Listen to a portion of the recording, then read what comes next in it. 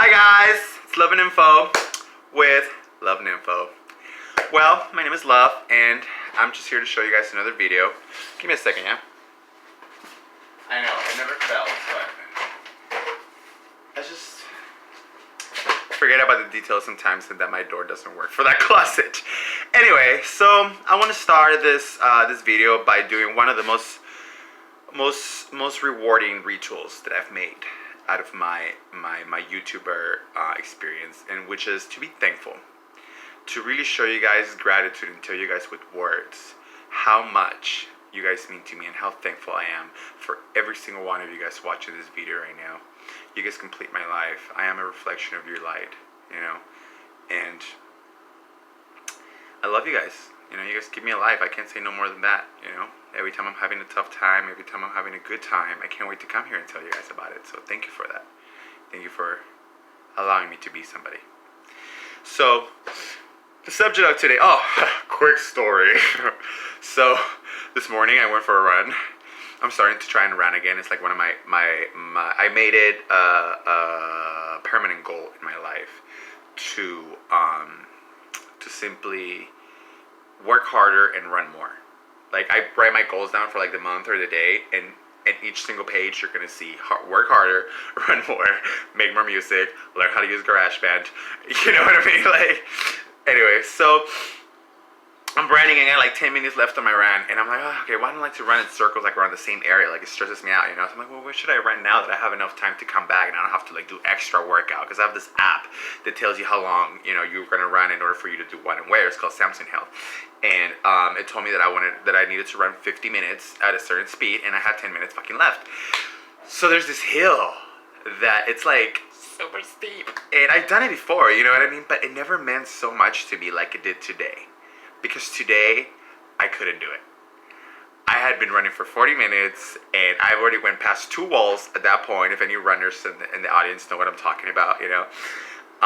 The wall as a runner is when you feel like if you keep going, you're going to hit a wall, and you're going to fall, and you're just going to crumble and stop existing, you know. But if you just kind of push it a little bit harder than that, you know, you kind of just, and your body relieves endorphin and you feel great. But that moment wasn't like that. That moment was scary. So I'm halfway there, you know, and I'm like, well, not breathing like that, you know, breathing with my nose. Slower than that too. But all of a sudden I get this feeling like all of my body force just got together into like a piece in the middle, and I felt like it was going to leave my body whether I stopped running or kept running, and kept running was the only thing that really makes sense. And I was just fucking going at it, and like, I swear to you guys, I was crying. I was crying while I was running half of the uphill, because I was looking, I started looking at this mailbox on top of it, and I was like, if I don't touch that mailbox, I am not half of the character that I created. And I'm just running for my life and crying like, oh my God. And I made it. And it was such a life lesson. And I just wanted to share it with y'all. So today's subject is prostitution. Prostitution, and everybody talks about the legal aspects of it. Everybody talks about, you know, if it's right, if it's wrong. But it happens. It's something that it's gonna do. It's our bodies at the end of the fucking day. We get to do whatever the fuck we want with them. You know, it's all about being civil and taking care of ourselves and others. But regardless of all my view on that, something that I do want to point out is how this affects our social development, especially when you start at a young age. You know, in my case, I was really young when I did all that stuff. You know, I'm away from it now, and when I say that I stopped it and I redefined myself, it's not because I looked down on it. It's because I simply wanted to be something else. Not better, not worse, something else. So I was like, you know, 15, 16 years old when I started doing all of this stuff, and it affected my social skills because I didn't know how to communicate with people, right? I was always buying attention. I was always providing so that I could receive. Immediate gratification became one of my biggest problems. Entitlement that still followed me up to this day, that I have to talk myself out of all the time. Ideas that people will be like, why would you even think that's right? Well, that's because that's how I grew up. You know? And it's really hard to maintain yourself away from that, you know, to keep yourself structured, to keep yourself values while you're doing this. It's very important that anybody out there who is, practicing prostitution, who is being an escort, that it's very important that you love yourself and that you're doing something that you really want to do. That you're doing something that you enjoy. Because at the end of the day, that's what life is about, doing what you love. Nobody really has to do anything. That's a myth. And I know I sound like a hypocrite saying this, but there's absolutely nothing in this world that you have to do that you don't want to, And a lot of times we put ourselves in situations and we make ourselves do stuff that we don't want to do, and that devalues ourselves and dehumanizes ourselves, within our own personas, and what we project to other people doesn't seem quite right. That's why nowadays it was really hard for me to make a true connection with someone, especially, for age difference or for social class difference. That fucking feeling of entitlement, of always feeling like you're the most young and beautiful thing and everybody has to give you everything.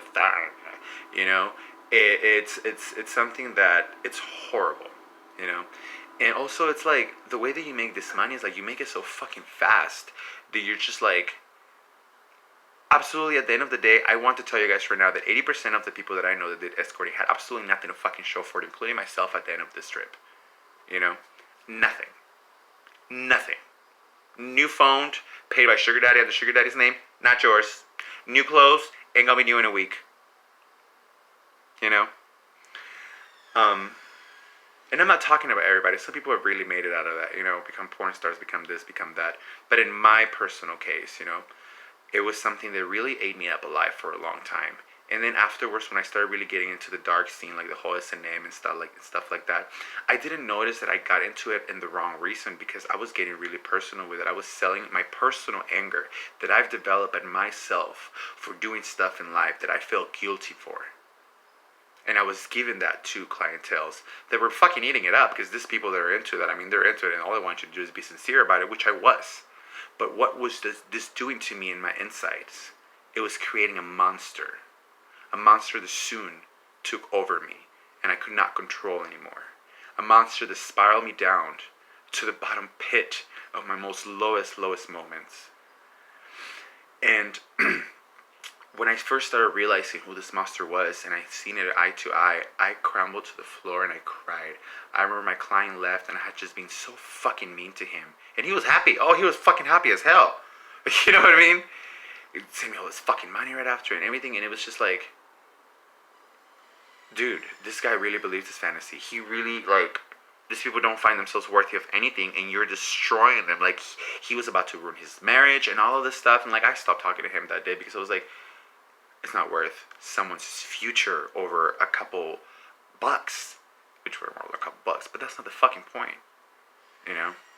And that was one of my strongest experience with that, and I'm just telling you people out there this, so that I'm not telling you what to do. I'm just telling my story, Cardi B. I will say it over and over and over again, It's all about really just loving yourself, making sure that when you get into a business like that, you know what you're going at. You know what you're going at. That was a typo. That was a good typo. You know what you're going at. You know what you're getting into. It affected my relationships in many ways too, because my partners, half of the time they wear other escorts too, and when they wear other escorts, they didn't. I notice most people that does this do it because they can, not because they love it, and I truly loved it. I loved it. When I realized it was killing me, then I stopped it. Because I wasn't addicted to it, I guess. I don't know. But the bottom line of it all is that even when I would date guys that weren't escorts, I didn't know, it was just different. They were from a different world. A lot of times they didn't understand why I was so into it, why I had to text back my clients all the time. Some of them would even jealous. Some of them would even be like, I'm not going to take you to your fucking client's house and wait for you. So I was like, well, you want me to buy you weed, don't you? You want me to pay for a hotel room, don't you? This is who I am, This is what I do at this moment in life, and they would just walk away, and that's fine. They just didn't want that, but it's not gonna ever hit anything, and who knows, one of these people could have been really special, one of these people could have been who changed my life, but it's not about the coulda, shoulda, woulda, because everything happens for a reason. But I sure as hell could have missed in a great connection that would have or not took a long forever time, So, and then once this got mixed in with drugs, it definitely went downhill. You know what I mean? I had to stop it, and I had to realize where I had came from, what I did to these people, now begging for that money that once I simply was angry for, and yeah,